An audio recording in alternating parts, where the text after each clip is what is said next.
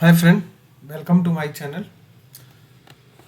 आज हम ऐसे शेयरों के बारे में बात करेंगे जो आप जीवन लाइफ टाइम के लिए जिनमें एसआईपी कर सकते हो और इंडिया के वो अपने अपने सेक्टर के बेस्ट स्टॉक्स हैं। अब जितना आप पैसा चाहे तो आप उनमें डाल सकते हैं, लेकिन ये नहीं कि एक ही शेयर पर स्टॉक्स पे आपको पैसा डालना है। जो भी हमने 10 शेयर हम आज बताएंगे उनको आपको अपना एनालिसिस करना है सबसे पहले। और उस एनालिसिस के बाद यदि आपको लगता है, मेरे हिसाब से तो ये कम से कम आपको 15 से 20% एनुअली रिटर्न हर साल देते रहेंगे यदि आप एसआईपी के रूप में मंथली एसआईपी लेते हैं, या फिर जैसा भी आपके पास पैसा है उस हिसाब से क्वार्टरली एसआईपी ले सकते हैं। तो एनुअली ये 15 से 20% आपको रिटर्न देना ही चाहिए, क्योंकि इनका पास्ट का रिकॉर्ड भी ऐसा रहा है और इन्होंने ऑलवेज इंडेक्स को बीट किया है पिछले 10 सालों में यदि हम उनको देखें तो आइए अब हम बात करते हैं ऐसे स्टॉक्स के बारे में। और उनमें सबसे पहले जिस स्टॉक्स की बात करेंगे हम उसमें है एचडीएफसी बैंक। तो ये देखिए, एचडीएफसी बैंक है इंडिया की प्राइवेट सेक्टर की नंबर 1 बैंक। सभी इस बैंक से परिचित हैं और ये लार्ज कैप कंपनी है और इसका करंट मार्केट कैप 9,01,260 करोड़ है। करंट प्राइस 1616 है और ये 1722 वीक हाई है और लो 52 वीक 1272 है। इसका स्टॉक पी 20.6 है और इंडस्ट्री का पी 13.7 है। इसका जो प्रमोटर होल्डिंग है 25.6 है और प्लेज्ड परसेंटेज 0 है। अभी हम बात करते हैं, इसका प्रमोटर होल्डिंग 50% नहीं है तो कोई दिक्कत नहीं है।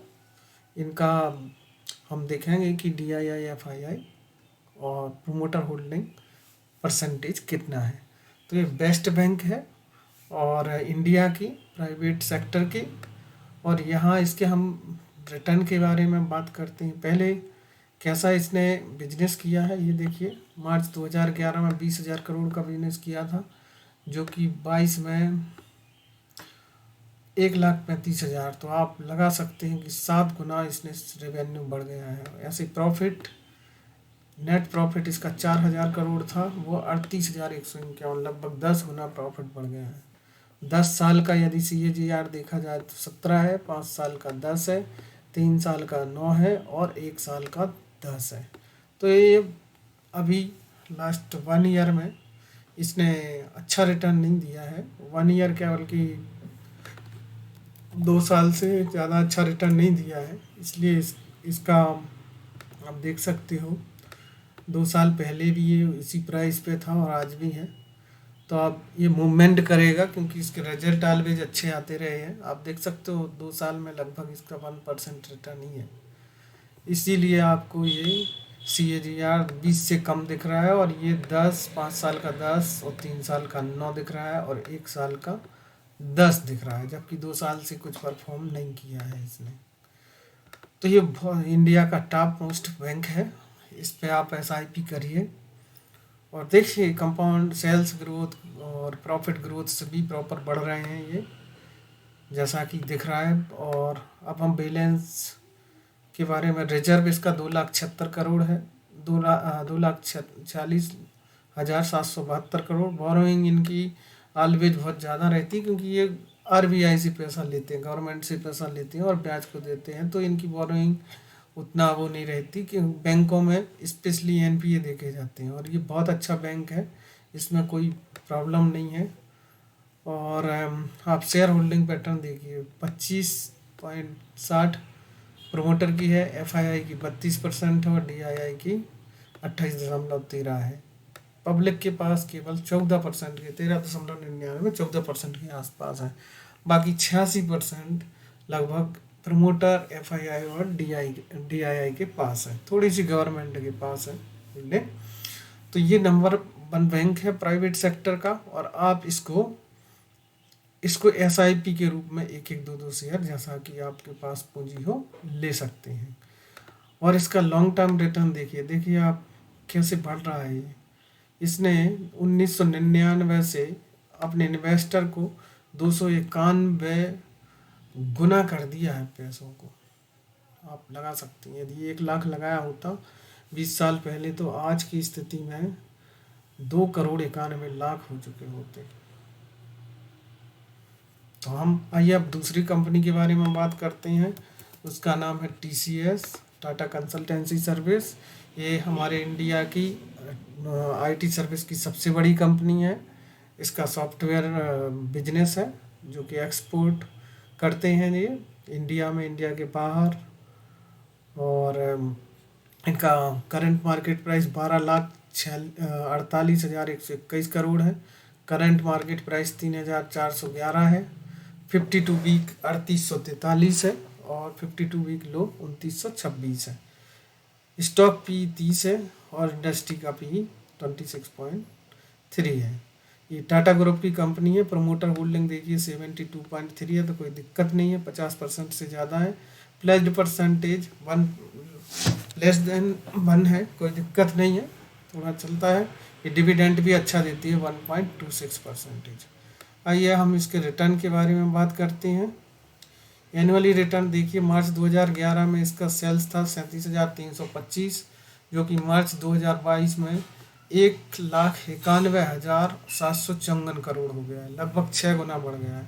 ऐसे नेट प्रॉफिट 9,189 करोड़ था और अभी 38,449 करोड़ हो गया, लगभग 4 से 5 गुना, 4 गुना, 4.5 गुना ये नेट प्रॉफिट भी बढ़ गया है। इसका कंपाउंड CAGR देखिए तो 10 साल में 18% दिया है एनुअल CAGR, 5 साल का 16 है और 3 साल का 17% है। 1 साल में इसने रिटर्न नहीं दिया है, अदरवाइज ये 20% से ज़्यादा आपको CAGR 10 साल का देता। बैलेंस शीट की बात करें 97,000 करोड़ रुपए है इसका रिजर्व और बोरोइंग केवल 7,460 रुपये है। अभी हम प्रमोटर होल्डिंग हमने देखी है 72.3 प्रमोटर होल्डिंग है। FII की 12.94 लगभग 13% और DII के पास 9.25 है। पब्लिक के पास केवल 5% है, 5.45। तो ये बहुत अच्छी कंपनी है, इंडिया की टॉप मोस्ट कंपनी है। 6 लाख प्लस इसके एम्प्लॉय हैं।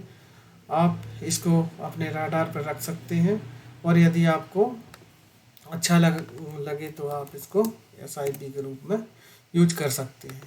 ऐसे ही आप देखिए इसका लॉन्ग टर्म चार्ट देखिए आप, 2004 से इसने 27 गुना पैसा कर दिया है।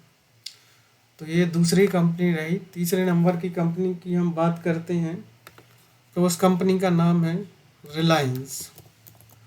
रिलायंस इंडस्ट्री इंडिया की सबसे बड़ी कंपनी है मार्केट कैप के हिसाब से और इसका बहुत से फील्ड में इसका बिजनेस है।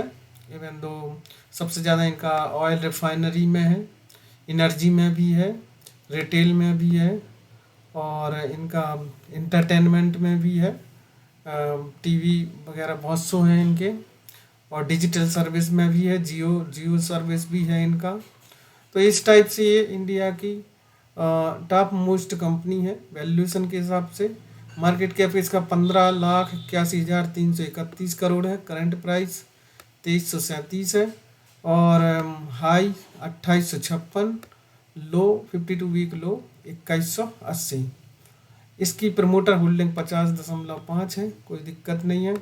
यहाँ पे हम देखेंगे कि इसका जो सेल्स है दिसंबर 2019 नहीं, एनुअल सेल्स हम बात करते हैं 2,65,050 करोड़ था, जो कि बढ़ के लगभग 7 लाख करोड़ के आसपास हो गया।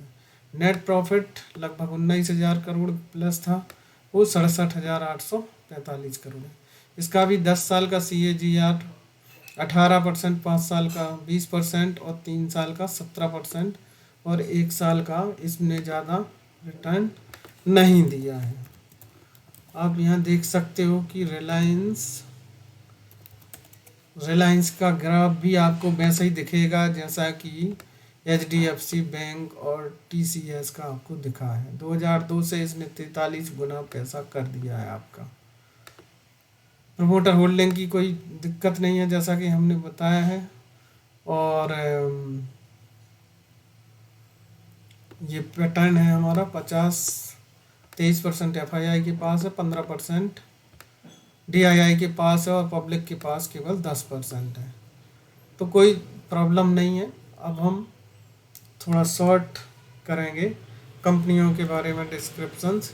एशियन पेंट्स चौथी कंपनी है। ये पेंट की सबसे बड़ी कंपनी है इंडिया की। 2,61,156 करोड़ मार्केट कैप है। 2723 इसका करंट मार्केट प्राइस है। और प्रमोटर होल्डिंग 52.6 है। थोड़ा सा 7.62 प्लस परसेंटेज है। तो कोई दिक्कत नहीं है। ये बहुत अच्छी मैनेजमेंट की कंपनी है। ये इंडिया की सबसे अच्छी कंपनी है। आगे हम देखते हैं कि एफ आई आई सॉरी इनका एनुअली सेल्स और प्रॉफिट कैसा रहा है। मार्च 2011 में 7,403 करोड़ था। मार्च 2022 में 29,000 हो गया। नेट प्रॉफिट 881 करोड़ था मार्च 2011 में। और मार्च 2022 में 385 करोड़ हो चुका है। अभी इसका 10 साल का CAGR देखें तो 20% के हिसाब से अभी ईयर दिया है।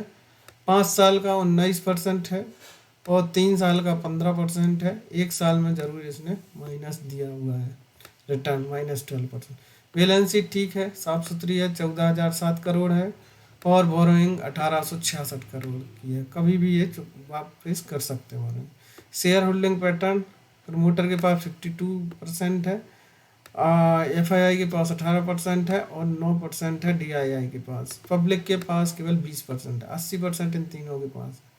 इस कंपनी का चार्ट भी वैसे ही दिखेगा आपको जैसा कि हमने आपको बाकी अदर 3 कंपनियों का है। एक साल में ज़रूर इसने -13 रिटर्न दिया है।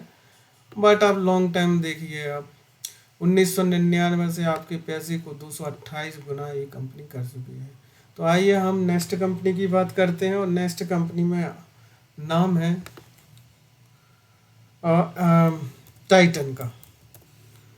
टाइटन भी टाटा ग्रुप की कंपनी है और ज्वेलरी और जो आईवीआर है, हम कह सकते हैं चश्मा वगैरह की कंपनी है, बाच, ये सब टाइटन की जो बाच आती है ये सब इसी कंपनी की बिजनेस है। इसका current market cap 2 lakh crore से ऊपर है और करंट प्राइस 2,331 है। और P60.4 है, 65.4 है। इंडस्ट्री का P20.9 है। तो महंगे वैल्यूएशन पे है, बट ये कभी भी आपको सस्ते वैल्यूएशन पे नहीं मिलेगी। प्रमोटर होल्डिंग 50.9 है और प्लेज्ड परसेंटेज 0 है। कोई दिक्कत नहीं है यहाँ पे। इसके बिजनेस के बारे में बात करें तो इसने भी जो हर साल अच्छा सेल्स और प्रॉफिट किया है इसने भी। देखिए जहाँ मार्च 2011 में 6,533 था, मार्च 2022 में 28,799 करोड़ हो गया है। जहाँ प्रॉफिट 433 करोड़ था वो अब 2,195 करोड़ हो गया। इसने जो 10 साल का CAGR है 24% दिया है, 5 साल का 21%, 3 साल का 25% और एक साल में कुछ ज़्यादा रिटर्न नहीं दिया है। जैसा कि हम यहाँ देख रहे हैं टाइटन एक साल में कुछ नहीं दिख रहा है। 5 साल में इसने 183% का रिटर्न और लॉन्ग टाइम में आप देख सकते हो कि इसने क्या है। ज्वेलरी का इसका मेन बिजनेस है। और देखिए आप 1 लाख को 23 साल में 5,45,लाख बना चुकी है ये कंपनी। तो इस टाइप का इसका रिटर्न रहा है। और एफआईआई डीआईआई ये सब मिला के 70-80 प्लस है बल्कि। तो आइए अब हम छठवीं कंपनी के बारे में बात करते हैं। तो छठवीं कंपनी का नाम है पिडीलाइट। पिडीलाइट इंडस्ट्री इंडिया की अधेसो सेक्टर की सबसे बड़ी कंपनी है। लगभग 70-80% मार्केट कैप्चर करती है ये कंपनी। और अभी ये इसका मार्केट कैप 1,16,437 करोड़ है। करंट मार्केट प्राइस 2291 है।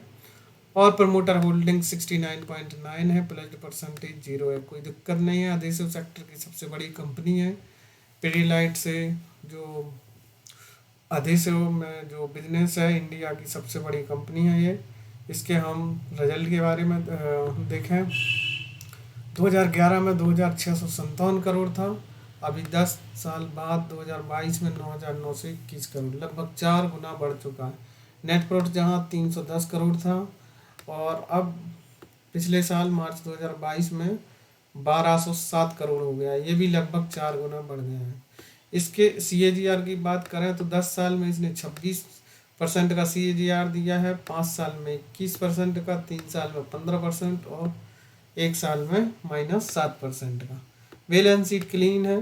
बोरोइंग 680 करोड़ है। इनके पास रिजर्व 6,582 करोड़ है। कोई दिक्कत नहीं है यहाँ पे। शेयर होल्डिंग पैटर्न हमने बताया, केवल पब्लिक के पास 11% के आसपास है। इसका भी आपको जो चार्ट है वो ऊपर की ओर ही दिखता रहेगा आपको, देखिए। तो ये हमारी छठवीं कंपनी थी। अब हम बात करते हैं एक और कंपनी के बारे में, जो कि पॉलीकैब। पॉलीकैब वायर और केबल्स की इंडिया की सबसे लीडिंग कंपनी है और इसका मार्केट कैप 41,587 करोड़ है, 584 करोड़ है। करंट मार्केट प्राइस 2,727 करोड़ है, 2,727 रुपये है। और 52 वीक हाई 3,525, 52 वीक लो 2,044। इसका प्रमोटर होल्डिंग 66.6 है। प्लेज्ड परसेंटेज 0 है। आइए हम इसके रिजल्ट के बारे में बात करते हैं। 2014 में इसका 3,986 करोड़ था और अभी 2022 मार्च में 12,204 करोड़। नेट प्रॉफिट 2014 में 89 करोड़ था और 2022 में 917 करोड़ हो गया है। इसको अभी 10 साल हुए नहीं है लिस्टेड मार्केट में लिस्टेड। ये केवल 3 साल का CAGR 41% है और 1 साल का 10% है। बैलेंस शीट साफ सुथरी है। रिजर्व इनके पास 5,684 करोड़ है। बोरोइंग 122 करोड़ है केवल। और शेयर होल्डिंग पैटर्न 66.61 इसका है। प्रमोटर होल्डिंग FII के पास 8% है और DII के पास 10%। पब्लिक के पास केवल 15% है। इसका ग्राफ भी जब से लिस्टेड है तब से भी इसने बहुत अच्छा रिटर्न दिया है। आप देख सकते हो, ये 18 अप्रैल 2019 को लिस्टेड हुई थी, तब से लेके इसने 331% का रिटर्न दे दिया है। ये भी बहुत अच्छी कंपनी है वायर और केबल की। आप इसमें अपने हिसाब से पैसा SIP के रूप में लगा सकते हैं। अब हम नेक्स्ट कंपनी के बारे में बात करें तो उसका नाम है एस्ट्रल। एस्ट्रल इंडिया की पाइप से रिलेटेड सब लीडिंग कंपनी है और इनके और भी बिजनेस है। अधेसों में भी है थोड़ा और ये पेंट में भी आ रहे हैं ये। और पेंट के अलावा इनका और भी बिजनेस, ये सैनिटरी बिजनेस में भी आ रहे हैं। तो इनके 4 सेगमेंट हो चुके हैं। पेंट, सैनिटरी स्टार्ट करना है अभी उनको। और अधेसों से 33% रेवेन्यू जनरेट होता है और पाइप से इनका 77% करंट में। तो ये भी एक बहुत अच्छी कंपनी है। 39,552 करोड़ इसका करंट मार्केट कैप है। करंट मार्केट प्राइस 1963 है। 2665 इसका हाईएस्ट रहा है। 52 वीक 1582 इसका 52 वीक लो रहा है। ये अभी अच्छे डिस्काउंट पे आपको मिल रही है। प्रमोटर होल्डिंग 55.8 है। प्लेज परसेंटेज 0 है। तो कोई दिक्कत नहीं है। इस कंपनी के रिजल्ट भी आप देख सकते हो। जहाँ मार्च 2011 में 402 करोड़ था, वो मार्च 2022 में 4,394 करोड़, लगभग 10 गुना बढ़ गया है इसका। नेट प्रॉफिट 33 करोड़ था और 490 करोड़, 15 गुना प्रॉफिट बढ़ गया नेट प्रॉफिट। इसका CAGR देखिए आप 46%, 10 साल का, 5 साल का 32%, 3 साल का 30% और 1 साल में जरूर इसने -7% का रिटर्न दिया है। तो इसका ग्राफ भी आप देखोगे सभी कंपनियों के कंपैरिजन में इसने और भी ज़्यादा रिटर्न दिया है। तो अभी हम 2007 से देखें तो 350 गुना इसने अपने इन्वेस्टर को पैसा दे दिया। रिजर्व की बात करें तो इनके पास 22406 करोड़ है, बोरोइंग ना के बराबर 95 करोड़ है। और शेयर होल्डिंग पैटर्न देखिए आप, पब्लिक के पास केवल 15% है, बाकी सब FII DII और प्रमोटर के पास में है। तो आप इस कंपनी को भी अपने राडार पर रखिए। अब हम बात करते हैं बजाज फाइनेंस की। बजाज फाइनेंस एक बहुत अच्छी कंपनी इंडिया की, ये भी फाइनेंस सेक्टर की है और लोन प्रोवाइड करते हैं ये रिटेल के लिए, छोटे छोटे लोन जिनको 2 लाख 5 लाख 10 लाख तक चाहिए है, जे उस टाइप के रिटेल बिजनेस करती है, लोन प्रोवाइड करती हैं। तो इसका मार्केट कैप करंट 3,48,770 है, करंट मार्केट प्राइस 5,761 है, 52 वीक हाई 7,748 है, अच्छे डिस्काउंट पे ये आपको मिल रही है अभी। और इसका जो बात करते हैं प्रमोटर होल्डिंग 55.9 है, प्लेज्ड परसेंटेज 0 है। इसने भी बहुत अच्छा रिटर्न दिया है अपने, ये इसका 2015 का जो रेवेन्यू था 5,392, 2022 का 31,000, 6 गुना बढ़ गया केवल 7 साल में। नेट प्रॉफिट 898 900 करोड़ के आसपास था, वो 7,028 करोड़ हो गया है। इसका स्टॉक प्राइस CAGR 10 साल का 46%, 5 साल का 27, 3 साल का 9 और 1 साल का -1 रहा है। हम बात करते हैं बजाज फाइनेंस की। बजाज फाइनेंस का भी आप ग्राफ देखिए, पूरा ऊपर की ओर ही जा रहा है। 1 साल में थोड़ा -23 है, बाकी ये भी बहुत अच्छी कंपनी है। बैलेंस शीट इनका बेसिक फाइनेंस है तो इनका भी रिजर्व 47,922 है, 1,83,273 करोड़ इनका बोरोइंग, कोई दिक्कत नहीं है। NPA इनका कम ही रहता है। बाकी देखिए पब्लिक के पास केवल 11 है, बाकी सब प्रमोटर FII DII के पास है। तो आइए अब हम नेक्स्ट कंपनी के बारे में बात करते हैं और उसका नाम है D mart. D mart company retail sector की कंपनी है। ये जो भी और अच्छे दामों पे अवेलेबल, मतलब जो भी खाने पीने की चीज़ें हैं, डेली लाइफ की जो चीज़ें हैं जो यूजफुल होती हैं, उनको ये अच्छे दामों पर प्रोवाइड करते हैं। और इसका मार्केट कैप 2,30,760 है, current market capitalisation, current price 3,562 है और प्रमोटर होल्डिंग 75 है, प्लेज्ड परसेंटेज 0 है।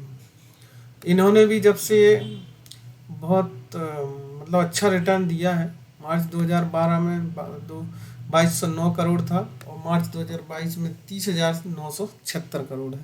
जैसे नेट प्रॉफिट 60 करोड़ था, वो 1,492 करोड़ हो चुका है। अब देखिए एवरी ईयर कितना इनका मार्केट नेट प्रॉफिट बढ़ रहा है। 10 साल हुए नहीं अभी इस कंपनी को लिस्टेड हुए। 5 साल का CAGR 25% है, 3 साल का 22% है, 1 साल में जरूर इन्होंने नेगेटिव रिटर्न दिया है। तो डी मार्ट देख सकते हो, इसका ग्राफ भी आप लास्ट 1.5 ईयर में इस कंपनी ने ज़्यादा अच्छा रिटर्न नहीं दिया है, बट देखिए जब से लिस्टेड हुई है 24 मार्च 2017 से, तब से इसने बहुत अच्छा रिटर्न दिया है। 469% रिटर्न दे दिया है पिछले लगभग 5-6 साल में। तो ये रही हमारी ये मतलब रिटेल सेक्टर की कंपनी। अभी हम बात करते हैं इसकी बैलेंस की। रिजर्व है इनके पास 14,358 और बोरोइंग है 711 करोड़ और इनका जो प्रमोटर होल्डिंग है वो